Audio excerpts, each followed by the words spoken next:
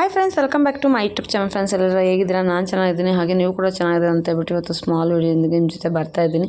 Friends, ಯಾರೆಲ್ಲ ನೋಡ್ತಾ ಇದ್ದಾರೆ ಪ್ಲೀಸ್ ಸಪೋರ್ಟ್ ಮಾಡಿ. ಹಾಗೆಯೇ 1000 ಜನ ಸಬ್ಸ್ಕ್ರೈಬರ್ಗೆ ತುಂಬ ಹತ್ತಿರದಲ್ಲಿದ್ದೀನಿ.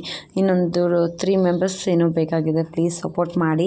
ಹಾಗೆಯೇ ಇವತ್ತು ನಾನು ಏನು ಸೊಪ್ಪು ತೋರಿಸ್ತಾ ಇದ್ದೀನಿ ಅಂದರೆ ಕಾಸಿ ಸೊಪ್ಪು ತೋರಿಸ್ತಾ ಇದ್ದೀನಿ. ಎಷ್ಟು ಫ್ರೆಶ್ ಆಗಿದೆ ನೋಡಿ, ಸೊಪ್ಪು ಫ್ರೆಶ್ಶಾಗಿ ಕೆತ್ಕೊಬಂದು ಸೊಪ್ಪಿನ ಸಾಂಬಾರು ಮಾಡ್ತಾಯಿರೋದು ತುಂಬ ಅಂದರೆ ತುಂಬಾ ಚೆನ್ನಾಗಿದೆ. ಇದು ಬಂದು ಯಾರಿಗೆ ಯೂಸ್ಫುಲ್ ಅಂತಂದರೆ ಬಾಣಂತಿಯರಿಗೆ ತುಂಬ ಯೂಸ್ ಆಗುತ್ತೆ. ಈ ಸೊಪ್ಪಿನಿಂದ ಸಾಂಬಾರು ಮಾಡ್ಕೊಡೋದ್ರಿಂದ ಹಾಲು ಇಂಪ್ರೂವ್ ಆಗುತ್ತೆ. ಮಕ್ಕಳಿಗೆ ಹಾಲು ಕುಡಿಸೋದ್ರಿಂದ ತುಂಬ ಇಂಪ್ರೂವ್ ಆಗುತ್ತೆ ಹಾಲು. ಆ ಕಾರಣಕ್ಕೆ ಇದು ಕಾಯಿ ಸೊಪ್ಪು ಸಾರು ಮಾಡೋದನ್ನು ತೋರಿಸ್ತಾ ಇದ್ದೀನಿ. ಈಗ ಸೊಪ್ಪೆಲ್ಲ ತೊಳೆದಿಟ್ಕೊಂಡಿದ್ದೀನಿ. ಇನ್ನೊಂದು ಕಡೆ ಹಲಸಂದ್ರೆ ತೋರಿಸ್ತಾ ಇದ್ದೀನಿ. ಹಲಸಂದ್ರೆ ಮತ್ತು ಅವರೆಕಾಳು ಎರಡೂ ಇದೆ, ಎರಡು ಹಾಕಿ ಸಾಂಬಾರು ಮಾಡ್ತಾ ಇರುವಂಥದ್ದು.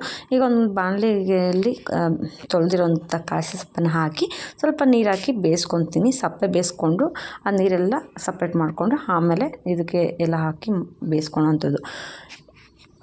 ಆಮೇಲೆ ಸಾಂಬಾರು ಮಾಡೋದು ಯಾವ ಥರ ಅಂತ ತೋರಿಸ್ಕೊಡ್ತೀನಿ. ಹಾಗೆ ಇದು ಬಾಣಂತಿಯರಿಗೆ ಬಂದು ಅಲಸಂದ್ರೆ ಕಾಳೆಲ್ಲ ಹಾಕಬಾರ್ದು. ಅವ್ರಿಗೆ ಕಾಯಿ ತುರಿ ಮತ್ತು ಅಲಸಂದ್ರೆ ಇವನ್ನ ಹಾಕಿ ಮಾಡಬಾರ್ದು. ಅವ್ರಿಗೆ ಹಾಕೋದ್ರಿಂದ ಮಕ್ಕಳಿಗೆ ಕೋಲ್ಡ್ ಆಗುತ್ತೆ. ಇದು ಬಂದು ಕಾಸು ಬಂದು ಹೀಟ್ ಆಗಿರೋದ್ರಿಂದ ಬಾಣಂತಿಯರು ತುಂಬ ಬಾಡಿ ಹೀಟಾಗಿರಬೇಕು ಅಂತೇಳಿ ಕಾಸಪ್ಪಿನ ಸಾಂಬಾರು ಮತ್ತು ಇದೇನು ಸಬ್ಬಕ್ಕಿ ಸಾಂಬಾರು, ಹರವೆ ಸೊಪ್ಪಿನ ಸಾಂಬಾರು ಮಾಡ್ಕೊಡ್ತಾರೆ ನಮ್ಮ ಕಡೆ ಎಲ್ಲನೂ. ಇಲ್ಲಿ ಬಂದು ಬೆಂದಿದೆ, ಸೊಪ್ಪೆಲ್ಲ ಬೆಂದಿದೆ. ಇನ್ನೊಂದು ಕಡೆ ಕುಕ್ಕರ್ನಲ್ಲಿ ಈರುಳ್ಳಿ, ಬೆಳ್ಳುಳ್ಳಿ ಮತ್ತು ಮೆಣಸಿನ್ಕಾಯಿ ಹಾಕ್ಕೊಂಡಿದ್ದೀನಿ. ಅದು ಕೂಡ ಹಾಕ್ಕೊಂಡು ಮತ್ತು ಕಾಳು ಹಾಕ್ಕೊಂಡಿದ್ದೀನಿ.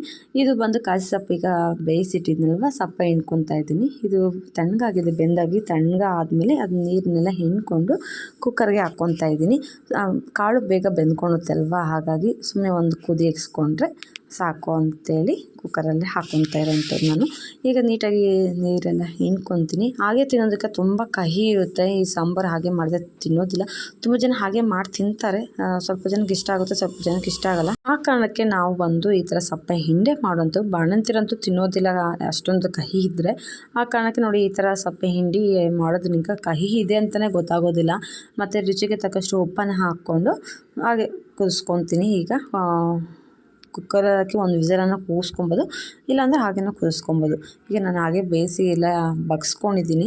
ಬಗ್ಸಾದ್ಮೇಲೆ ಇಲ್ಲಿ ನೋಡಿ ಕಾಳೆಲ್ಲ ಸಪ್ರೇಟ್ ಮಾಡ್ಕೊಂಡಿದ್ದೀನಿ. ಕಾಳು ಮತ್ತು ಸೊಪ್ಪನ್ನು ತಟ್ಟೆಗೆ ಹಾಕಿ ಸ್ವಲ್ಪ ತಣ್ಣಗಾದ್ಮೇಲೆ ಸೊಪ್ಪನ್ನು ಒದಿದ ತಕ್ಷಣ ಅದು ಕಾಳೆಲ್ಲ ಸಪ್ರೇಟ್ ಆಗುತ್ತೆ. ಹಾಗಾಗಿ ಈಗ ಸಪ್ರೇಟ್ ಮಾಡಿ ಇಟ್ಕೊಂಡಿದ್ದೆ. ಮತ್ತು ಇಲ್ಲಿ ಕಾಯಿ ತುರಿಯನ್ನು ಮಿಕ್ಸಿಗೆ ಹಾಕ್ಕೊಂಡು ತೆರಿ ಮಾಡಿ ಇಟ್ಕೊಂಡಿದ್ದೀನಿ. ಯಾಕೆಂದರೆ ತುರಿಸ್ಕೊಂಡಿಲ್ಲ, ಹಾಗೆ ಪೀಸ್ ಮಾಡಿ ಹಾಕಿದ್ದೆ, ಹಾಗಾಗಿ ಹಾಗೆ ಹಾಕಿರೋಂಥದ್ದು. ಇದಕ್ಕೆ ಬೆಳ್ಳುಳ್ಳಿ ಮತ್ತು ಹಸಿ ಮೆಣಸನ್ನು ಹಾಕ್ಕೊತಾ ಇದ್ದೀನಿ. ತುಂಬಾ ಟೇಸ್ಟಿಯಾಗಿರುತ್ತೆ. ಆ ಕಾರಣಕ್ಕೆ ಬಾಣಂತಿಯರಿಗೆ ಬೆಳ್ಳುಳ್ಳಿ ಮತ್ತು ಮೆಣಸು ಹಾಕೋದ್ರಿಂದ ಬಾಡಿ ಹೀಟ್ ಕೊಡುತ್ತೆ ಅಂತೇಳಿ ಮಾಡ್ತಾ ಇರೋವಂಥದ್ದು. ಇಲ್ಲಿ ಬಂದು ಮಿಕ್ಸಿಗೆ ಹಾಕಿ ರುಬ್ಬಾದ್ಮೇಲೆ ಈಗ ಅದೇ ಕುಕ್ಕರ್ಗೆ ಸ್ವಲ್ಪ ಆಯಿಲ್ ಹಾಕಿ ಸಾಸಿವೆ ಹಾಕಿ ಮತ್ತು ಒಗ್ಗರಣೆ ಕೊಡ್ತಾಯಿದ್ದೀನಿ. ಯಾವ ಥರ ತಿಕ್ನೆಸ್ ಬೇಕಂತ ನೋಡಿಕೊಂಡು ನಾವು ನೀರನ್ನು ಹಾಕ್ಬೋದು. ಲಾಸ್ಟಲ್ಲಿ ಬಂದು ಹಸಿ ಹಾಲನ್ನು ಹಾಕ್ತೀವಿ, ತುಂಬಾ ರುಚಿಯಾಗಿ ಟೇಸ್ಟಿಯಾಗಿ ಬರುತ್ತೆ. ಆ ಕಾರಣಕ್ಕೆ ಈಗ ನಾನು ಸ್ವಲ್ಪ ಹಾಲನ್ನು ಹಾಕ್ಕೊತೀವಿ. ಗಟ್ಟಿ ಇದೆ ಅಲ್ವ ಸಾಂಬಾರು, ಈಗ ಹಾಲನ್ನು ಹಾಕ್ಕೊತಾ ಇದ್ದೀನಿ. ಲಾಸ್ಟಲ್ಲಿ ಬಂದು ಹಾಕ್ಕೊಂಡು ಹಾಲು ಹಾಕಾದ್ಮೇಲೆ ಒಂದು ಕುದಿ ಬರಬೇಕು. ಒಂದು ಕುದಿ ಬಂದ ತಕ್ಷಣ ಸಾಂಬಾರು ರೆಡಿ ಆಗುತ್ತೆ. ಇನ್ನೇನು ನೋಡಿ, ಒಂದು ಕುದಿ ಬಂತಲ್ವ, ಇನ್ನೇನು ಆಫ್ ಮಾಡೋಣ, ಸ್ಟವ್ ಆಫ್ ಮಾಡಿ ಇನ್ನು ಮುದ್ದೆ ಮತ್ತು ಬೋಂಡ ಮಾಡೋಣ ಅಂಥೇಳಿ ಎಲ್ಲ ಮಿಕ್ಸ್ ಮಾಡಿ ಇಟ್ಟಿದ್ದೀನಿ. ಬೋಂಡ ಮಾಡ್ಕೊಳ್ಳೋಂಥದ್ದು. ಈಗ ನೋಡಿ, ನಾನು ಬೋಂಡ ಮಾಡೋದಕ್ಕೆ ರೆಡಿ ಮಾಡಿಟ್ಟಿದ್ದೀನಿ. ಮುದ್ದೆಗೆ ಸೊಪ್ಪು ಸಾರು ಮಾಡ್ತಿದ್ದೀನಲ್ವ, ಅದಕ್ಕೆ ಕಾಂಬಿನೇಷನ್ ಅಂತ ಹೇಳ್ಬಿಟ್ಟು ಇವಾಗ ಬೋಂಡ ಮಾಡ್ಕೊತಾ ಇರೋದು. ಇನ್ನೊಂದು ಕಡೆ ಮುದ್ದೆಗೆ ಇಟ್ಟಿದ್ದೀನಿ. ಈಗ ಮುದ್ದೆಗೆ ಇಟ್ಟು ಮತ್ತು ಹಸಿಟ್ಟೆಲ್ಲ ಹಾಕಿದ್ದೀನಿ. ಇನ್ನೇನು ಮುದ್ದೆ ಮಾಡಿಕೊಂಡ್ರೆ ಮುಗೀತು. ಸ್ವಲ್ಪ ಬೆಂದಾದಮೇಲೆ ಮುದ್ದೆ ಮಾಡಿಕೊಂಡ್ರೆ ಇನ್ನೇನು ರೆಡಿ ಆಗುತ್ತೆ ಮುದ್ದೆ ಕೂಡ.